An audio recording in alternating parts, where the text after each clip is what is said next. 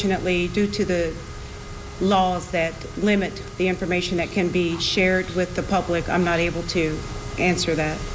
How much of a role did the recorded video play in this case?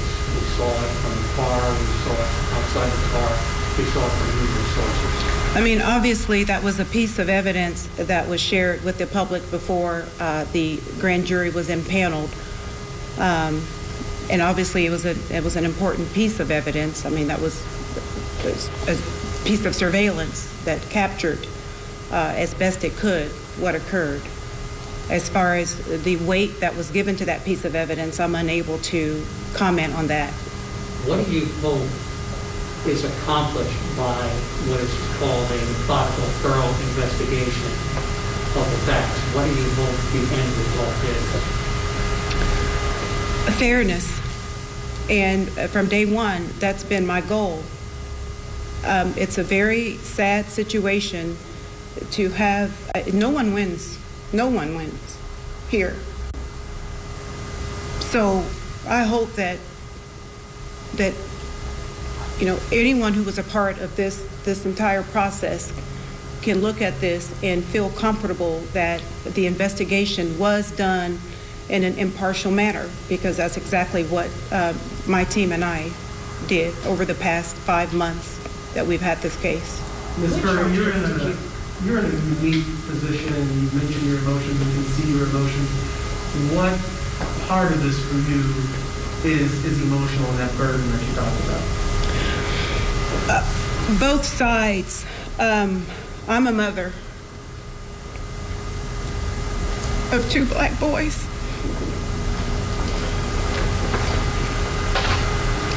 And I know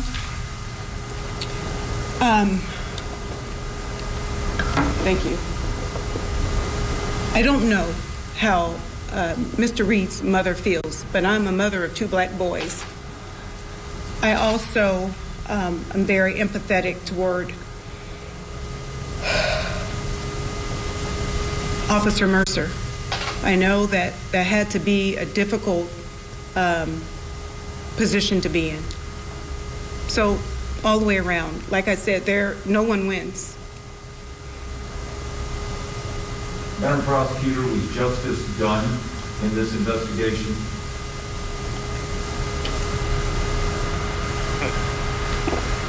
I have to believe that justice was done because I trust our system. I trust our judicial system. I put this in the hands of a special grand jury. I presented them with what I thought was a very thorough, comprehensive investigation that my team put together, and I have to believe in the system. Which charges did you present to the grand jury for consideration? I'm not sure I'm at liberty to answer that because, like, again, the grand jury proceeding is a private proceeding. Did the investigation find the shooting was justified? The no bill indicates that the grand jurors did not find that there was enough probable cause to indict. And is that the build?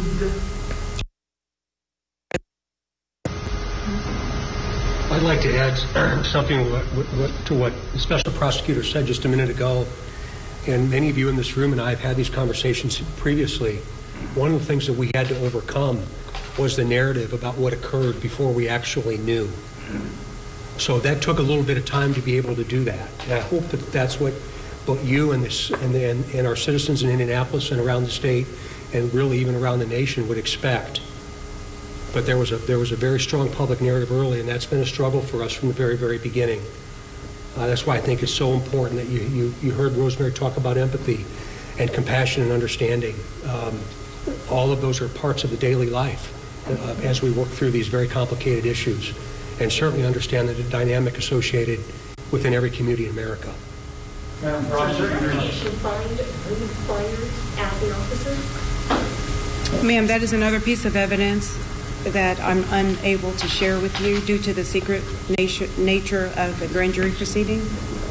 Madam Prosecutor, do you believe that this finding will further divide Indianapolis or heal Indianapolis?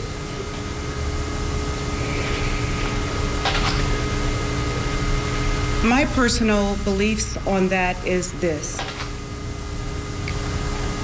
I don't believe there could have been another prosecutor assigned to this case who was as neutral as I am and as objective as I have been over the past 5 months. I've truly kept an open mind about this process, and I have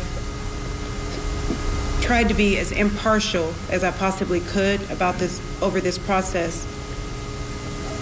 Early on in this process, I reached out to the mother of Mr. Reed and committed to her that I would do a thorough and impartial investigation, and I have committed to doing that.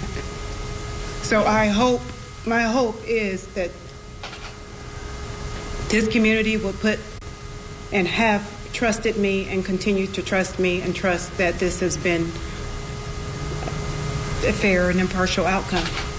Superintendent, With the information that we don't have access to because of the secret nature of the grand jury trial, it's pretty easy to imagine that there would be a number of folks who would see that and think that that in and of itself would leave room for a miscarriage of justice. Can you kind of respond to that kind of concern?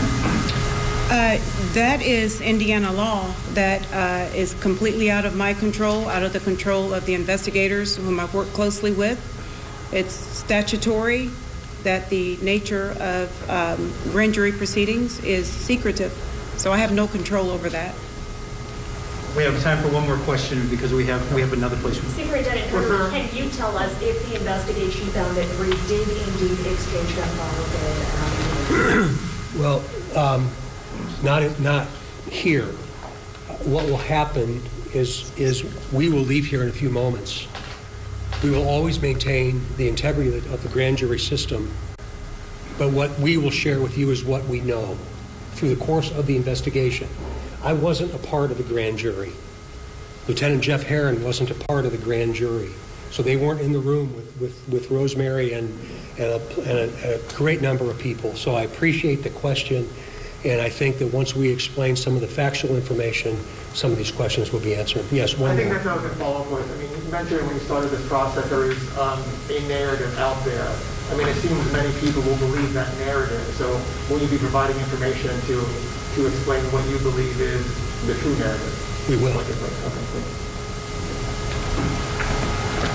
Okay, ladies and gentlemen, this concludes our press conference. Again, I do have some materials that I would like to hand out. We do have another press conference scheduled at 5:30 right up here at the State Police Post. You've been listening to special coverage, a news conference from Special Prosecutor Rosemary Curry announcing the findings of a special grand jury in the Dre John Reed shooting investigation where he was fatally shot by an IMPD officer. We've learned the grand jury ruled there is a no-fail, meaning jurors did not find enough probable cause to indict the officer in this case. Rafael Sanchez has covered this story from the very beginning. Let's bring in Rafael for more on what this means for the case moving forward and the role that Indiana State Police played in this investigation. And Rafael, Rosemary Corey, very emotional as she delivered those statements, saying that she was not privy to what the grand jurors were discussing in this, but only could deliver their final ruling. That's right, Mark. In tears, Rosemary Curry saying this was not an easy task, but a heavy burden. And she believes that justice was done. She called her investigation thorough and complete. Here at the live desk at WRTV, I have a couple of calls out right now to Fatima Johnson, the lawyer for the Reed family. Waiting to hear from them, also waiting to hear from the family as well. As soon as we get a response to what they just witnessed, they've been watching this on social media. I will get that to you as soon as possible. But in the next few minutes, Mark, State Police will detail how they reached their conclusion. Remember, State Police investigators were in charge of this investigation. A source tells me it will be a 30-minute presentation. It will include video and audio clips to support their decision.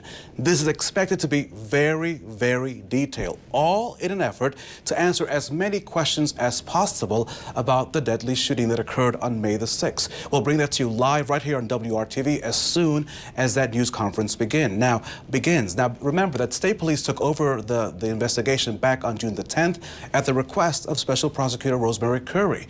Behind the scenes, I am told there was a lot of concerns about how long this was taking to get to this point, but Mark, here we are on this day. I should point out that some of the ripple effects for some people who are wondering, well, what does this mean to me? Just remember that after the May 6th shooting, the city of Indianapolis really began to implement some major reforms. In fact, one of the biggest reforms that we will all see by the middle of this month are those body cameras. All Metro police officers should have their body cameras installed by mid-November. I'll have the very latest for you coming up on the news at 6, Mark. Now back to you in Studio A. Raphael, thank you. And we are continuing to gather much more reaction, as you heard Raphael mention. We'll have the state presentation at 5:30 for you and much more reaction coming up for you on the news at 6. We'll be back with more news right after this.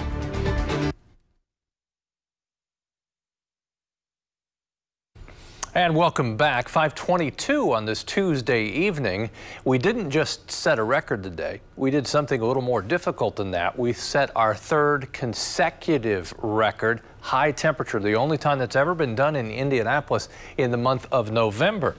Our high temperature, the record high was 75. We've rewritten the record book. 77 is the magic number now that we made it to this afternoon. Some breaks in the cloud cover, but off to the west, a strong line of thunderstorms and rain. I think the lightning has been fairly minimal here, but a big temperature change is on the way. Tornado watch, northern Illinois. Severe thunderstorm watch, central portions of Illinois. I do anticipate this line of storms as it moves to the east to continue to weaken. There's a low risk. We could have some strong wind gusts as this line reaches central Indiana, but that's still hours away. I'll show you the timing in a second. There will be other showers that develop out ahead of that. You can see a few of those down near Bedford, Columbus, Bloomington, and Seymour now. There's the change that I'm talking about and that you'll need to dress for tomorrow. 74 in Indy, 62 in Peoria, Illinois, in the 30s in central Iowa, and then you get into the 20s back in South Dakota. As far as the temperatures right now in Indianapolis, we're still about 20 degrees above average, 75 in Terre Haute, 76 in Lafayette. Let's work on the timing. Here are some of the showers out ahead of the line that I showed you back in Illinois. This is between 7 and 8 tonight. There's the stronger line of showers and some isolated thunderstorms approaching Lafayette and Terre Haute. That's at 9 o'clock. 11 o'clock, we'll have moved through the metro area and just off to the east. Again, an isolated severe storm with damaging wind being the main threat. Then once that goes through, I think we'll see a 15 to 20 degree temperature drop about like that. It'll happen quickly as the winds shift, and you can see these temperatures falling into the morning hours at 47, and we'll struggle to warm up from there. Nearly the entire state under this low or marginal risk for severe storms tonight. We're dry after this and much cooler, as you can see, right on through Saturday. Slight chance of showers Sunday. I think the most likely time for rain after tonight will be Saturday night. Then temperatures peak on Sunday at 62. So we'll continue to watch those storms now between now and 11 o'clock. Mark? All right, Kevin, thank you. Now to the impact of coronavirus on Indiana today. Nearly 4,900 new positive cases reported today. The state also reports 63 more deaths of people with COVID. Those deaths occurred between October 14th and yesterday. The statewide total is now 4,481 since March. Let's give you a clearer picture of the monthly breakdowns of coronavirus deaths and how they've gone up and down. Now, this is a chart based on information from the state health department showing when a death occurred not reported to the public. The highest number is April, 1,041 deaths. May was 914. Then we saw a pretty steady decline for a few months, and then the number of deaths jumped again last month to 719. And so far this month, 250 deaths. Due to the increasing number of coronavirus cases, the Indianapolis Motor Speedway Museum is now closed. The close took effect today and will remain in place until at least Thanksgiving. Staff will reevaluate the week of Thanksgiving to determine the next steps. The museum management said it implemented the closure to protect the health of its staff.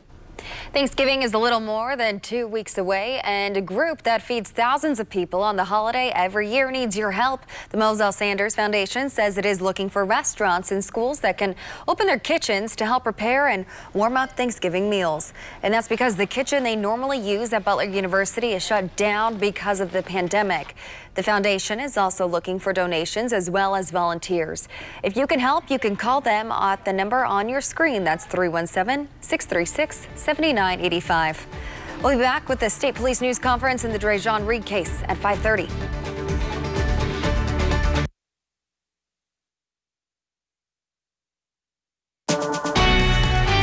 the station working for you. This is WRTV News at 5:30, streaming now. And now at 5:30, we are waiting for state police who will soon lay out the evidence involved in their investigation of the Drejon Reed case. Now, about half an hour ago, the special prosecutor announced the IMPD officer who shot and killed Reed after a car chase will not face charges. We're going to listen in soon on what is expected to be a 30-minute presentation of the state's evidence in this case, and we are waiting again on state police to start speaking. We will come back to it as soon as they get to the podium. And while doctors and nurses are also dealing with an increase in COVID-19 patients, emergency room staff are also seeing an increase in people coming in for mental health issues. WRTV's Alyssa Donovan found out how this is impacting local healthcare systems. In IU Health's large emergency departments, 1 in 4 people coming in are seeking behavioral health assistance, and doctors say resources are starting to run thin. A lot of the inpatient units are reaching capacity. The amount of people who need mental health care has greatly increased this year.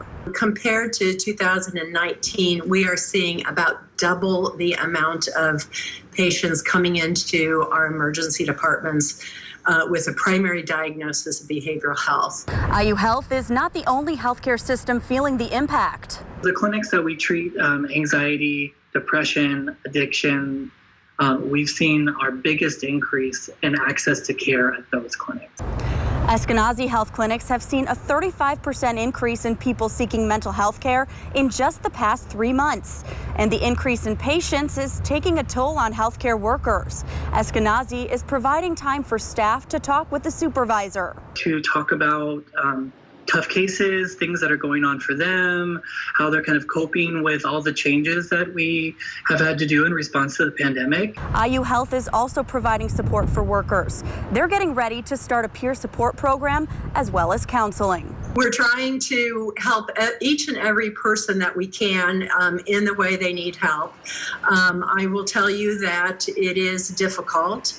If you are experiencing depression, anxiety, or suicidal ideation, you can start with your primary care physician. And if you need to, you can walk into any emergency department for help or call a mental health hotline. I'm Alyssa Donovan, WRTV. Eskenazi Health does have a mental health line. That number is 317-880-8491. Kevin. We've had plenty of sunshine today in bursts through the cloud cover, but despite the clouds, that did not hold temperatures back. Cloud cover starting to thicken now as we get some development of showers in the southern portion of the state. Let's zip to the south first. You can see this will cross the Ohio River, but up near Bedford, Seymour, Bloomington, Nashville, and Columbus, rain I think will expand here in the southern portion of the state. But this is the main event. And what I mean by that, that's the cold front. That's where we'll have potential for some stronger storms and the definite temperature drop. On this side, it's winter. On this side, it still feels more like spring in some instances. Our rain chances will climb, as you can see, and peak. Now, this is for Indianapolis at around 11 o'clock. I think that it will be earlier in the western portion of the state. Now to the Indiana State Police and their press conference. Here in Indianapolis.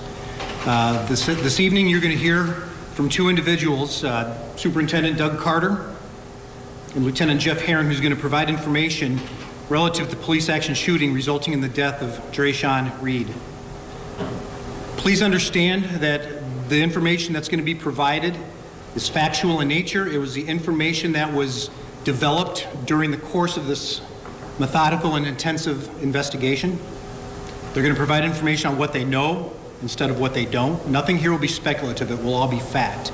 Please understand, too, that there will be some images of violence.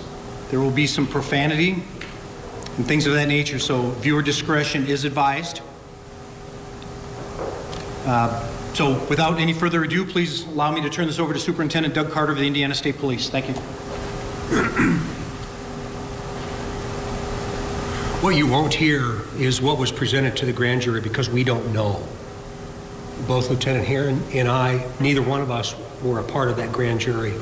But the law does allow us to tell you what our investigation has shown.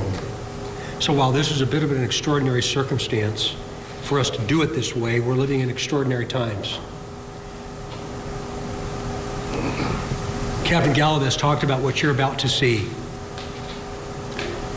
Please remember the human side of what you're about to see, both from the perspective of the IMPD and of the family and friends of Drejon Reed. I hope you'll look at this as objectively as we have, and that maybe you'll be able to very, very clearly quantify objectivity after you hear what and see what you're about to hear and see from Lieutenant Herron. I'll scream from the highest mountaintop to anybody that'll listen about the quality of this work product and what's been done. I am so very grateful to our detectives and all the people that were involved in this process. And those aren't just simple words from me. The community, the city of Indianapolis deserves to know the facts. So please don't ask us to speculate, because we won't. But we will be here to interact with you. This is going to take about 30 minutes probably. And you can make the decision about what you might air publicly after you see what you're about to see. Lieutenant Jeff Herron has been around the department more than almost 35 years. And he is the go-to guy for me. I keep him on speed dial, and he's the guy that has so much experience. And I think you'll also be able to see the quality of this individual and of this human being, because again, our job is to provide answers, not to come up with a subjective opinion. So with that being said, Lieutenant Jeff Herron. Okay, thank you, Superintendent. So I'm going to give you an overview of the case. Again, I was not part of the grand jury, so I was not in the room when the witnesses were speaking. So let's talk about the investigation. So as you all know, May 6, 2020, approximately 1800 or 6 p.m., we have Chief Taylor from IMPD and Deputy Chief Adams from IMPD. They are northbound on I-65 when Chief Adams observes a vehicle, a dark-colored Toyota passenger car, in his rearview mirror appear to run a vehicle off the road. He tries to stop that vehicle, activates his lights, and the vehicle doesn't stop. They go northbound on I-65, where they get off on the 38th Street collector, and ultimately the pursuit starts and it goes northbound on Guyan Road until it's taken over by the district IMPD officers.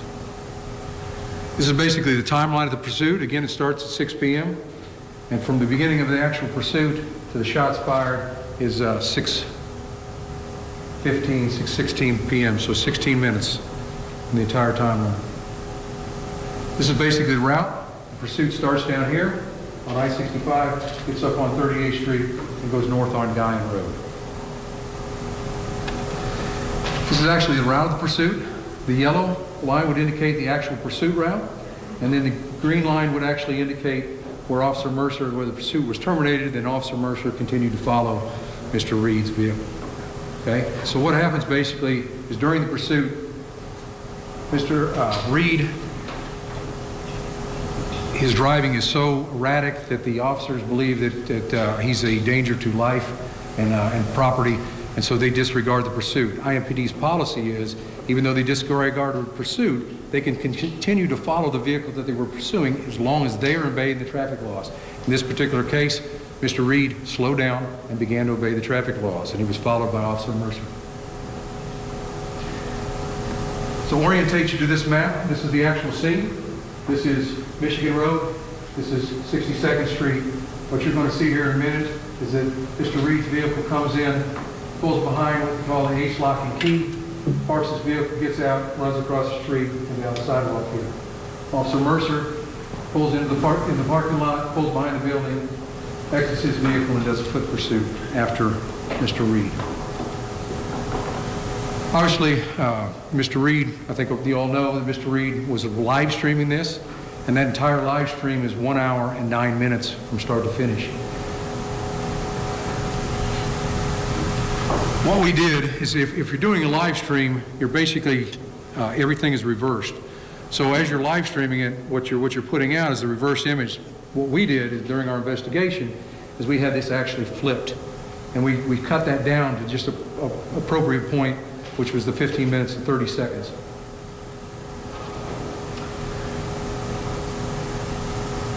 IMPD did a very good job of their investigation.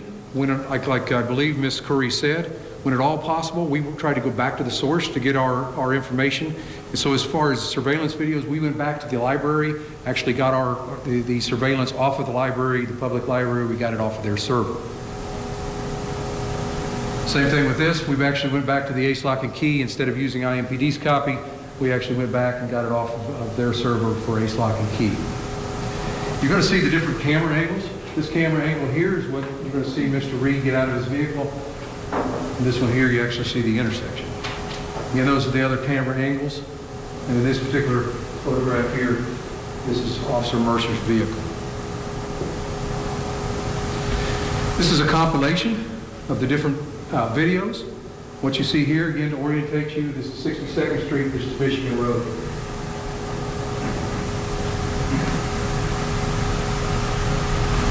Here in just a second, you're going to see Mr. Reed pull in to the parking lot of the ACE lock and key right here. He's going to pull around back, park his vehicle, and get out and run. As he gets out, you're going to see him reach down on his waist.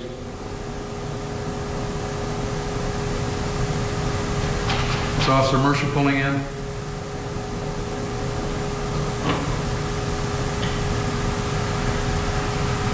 And running after Mr. Reed. This is going to fade out, and you're going to see camera 7 of the ACE lock and key. It's going to show that sidewalk and the view of that as Officer Mercer up here in the corner is chasing Mr. Reed. We're going to see this image quite a few times later. We're going to enhance this.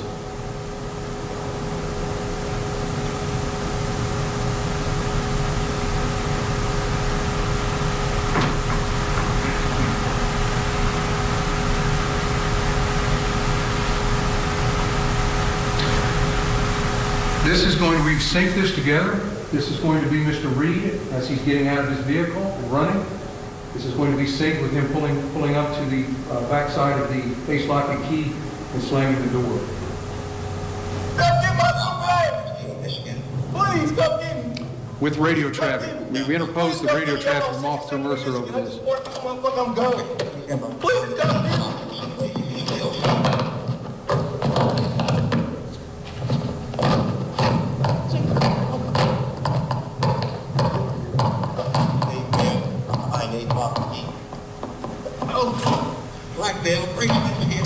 What'd you say? I give it.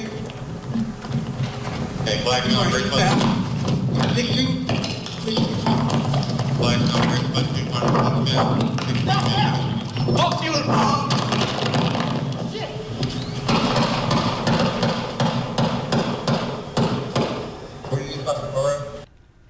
And due to the language and some of the violent images in this presentation, we will be concluding our on-air coverage of this press conference at this time. You can continue watching it on our online platforms. That will be at the WRTV Facebook page, WRTV.com, and the WRTV streaming app, which you can find on your streaming devices.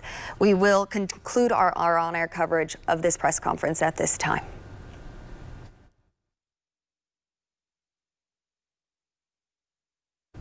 One of IndyCar's fan-favorite drivers has a partial ride for the 2021 season and another chance to win his 4th Indy 500. MEYER SHANK Racing announced today that 3-time Indy 500 champ HELIO will join their team for 6 races in 2021, including the 500 and the road course in August at IMS. Prior to this, HELIO spent 21 seasons with Team Penske. Indy Parks is celebrating the grand opening and makeover of a Southside park with all kinds of cool new things to encourage kids to get out and play.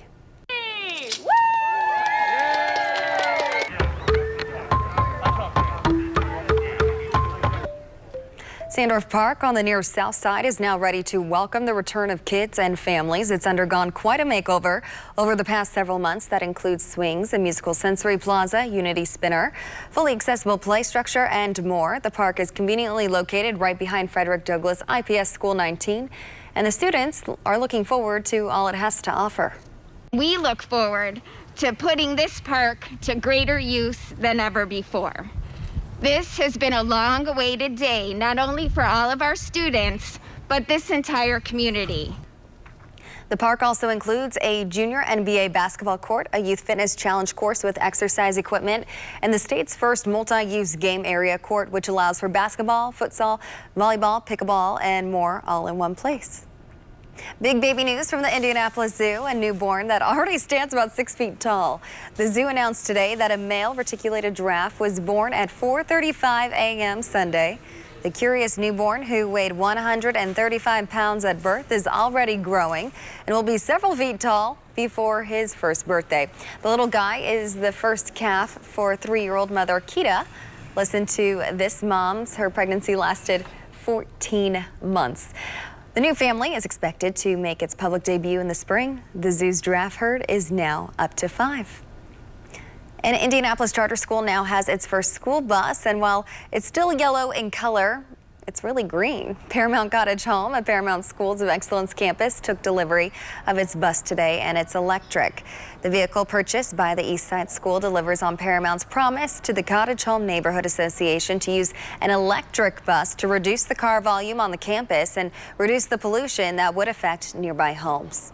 We wanted to make a statement to say that pollution in Indianapolis, especially Indianapolis, is a serious issue, and pollution is a health issue as much as COVID is a health issue, and we need to pay attention to these issues so we can push our city forward and make a larger difference when we're talking about the health of our future generations.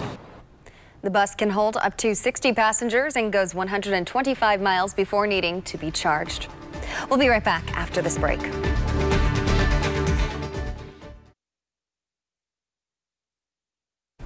Now to Democracy 2020, and President Joe Biden is starting the first week of his transition focusing on the health of our country, both medically and economically. He's been calling for unity across the country, but as ABC's Rena Roy reports, there was still a deep divide with the president and his supporters refusing to accept defeat. It's been 4 days since Joe Biden was projected president-elect, yet still no acknowledgement from President Trump that he's lost. Instead, he's been uncharacteristically out of the public eye as Joe Biden prepares to lead the country. The president-elect has addressed the American people daily with calls for unity and focusing on issues his administration will need to deal with immediately, like the coronavirus pandemic, the economy, and the future of the Affordable Care Act. This doesn't need to be a partisan issue. It's a human issue. The consequences of the Trump administration's argument are not academic or an abstraction. For many Americans, they're a matter of life and death in a literal sense. Meanwhile, the Trump team and most Republicans in Congress remain defiant. The latest demand calling for a full hand recount in Georgia, a state where Trump is trailing and Biden's lead is growing. The president's campaign has also filed numerous lawsuits, but federal and state judges have found no evidence of voter fraud. It's not unusual. Should not be alarming. And in another sign, Republicans and the current White House are refusing to accept reality. There's this from Secretary of State Mike Pompeo. There will be a smooth transition to a second Trump administration. The General Services Administration, which facilitates the transition of any new president, also refusing to recognize Biden's victory, withholding crucial transition resources. I'm confident that the fact that they're not willing to acknowledge we won at this point is not of much consequence in our planning and what we're able to do between now and January 20th. And in an unprecedented move going against longstanding government policy, Attorney General William Barr authorizing federal prosecutors to investigate credible allegations of voter fraud before states have even finished counting ballots. The Biden team has slammed Barr, saying American democracy is stronger than any partisan political scheme. Rena Roy, ABC News, Wilmington, Delaware. And we've got a couple different views for you here at 5:53 on this Tuesday evening. There's one little bright spot as you look to the north, and here's one to the west where you see a little of the setting sun. City lights coming up. Our thunderstorm chances and rain chances will also be increasing this evening. Temperature still unbelievable for this time of the year. Tomorrow night at this time, I'll show you a map that'll be a 24-hour temperature change, and I bet it will show between 20 and 30 degrees cooler than where we are now. 74 in Indy was another record high temperature for the metro area. So we look at the radar, all is quiet within the Hoosier State. There are some showers between Nashville and Columbus, just to the southwest of Seymour, and in Lawrence County as well, around Bedford. Nothing strong. The stronger storms sit over in northern Illinois. I think northern Illinois into Wisconsin will have the greatest threat for severe weather as these storms move to the east, the overall intensity will decrease. We're still in a marginal risk, so our risk isn't zero. It's windy, independent of any of the thunderstorms or any winds added by this line out ahead of the colder air. So we'll keep our eye on that. Let's talk about the timing. I'll move so you can see the clock here as we get to 7 o'clock. Some rain from Indy east to Richmond, then southwest. That's ahead of the line of showers and thunderstorms that currently exists in Illinois. Terre Haute to Lafayette, that's at 9 o'clock tonight. 11 should be moving through and just east of the metro area. By 1 in the morning, starting to push toward the Buckeye State, and it will be on as far as the cooler air sweeping into central Indiana. Anytime we have active weather, Storm Shield app, it is free for your phone and definitely handy to have. There's your 7-day forecast after the rain tonight. It's much cooler for a prolonged period of time, as you can see, with lows back in the 30s. We'll be back with more news right after this.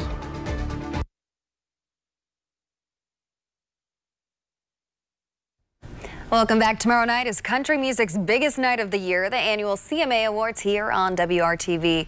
But this year, the stars will be primarily performing for a TV audience only. Due to the pandemic, no fans will be at Nashville's Music Center. Only the nominees, performers, and their guests will be in the house. Rehearsals are underway for the big night. The venue has been set up to resemble the very first CMA show in 1967. Miranda Lambert leads the way this year with 7 nominations and is now the most nominated female artist in CMA Awards history. I've done this now for 17 years. It's my life's work, and so to be here all these years later, and my peers and people in the business, all the relationships I've made, for people to still support what I'm doing, it means the world to me. It puts a fire under me, honestly, to keep going and do more and do better. The 54th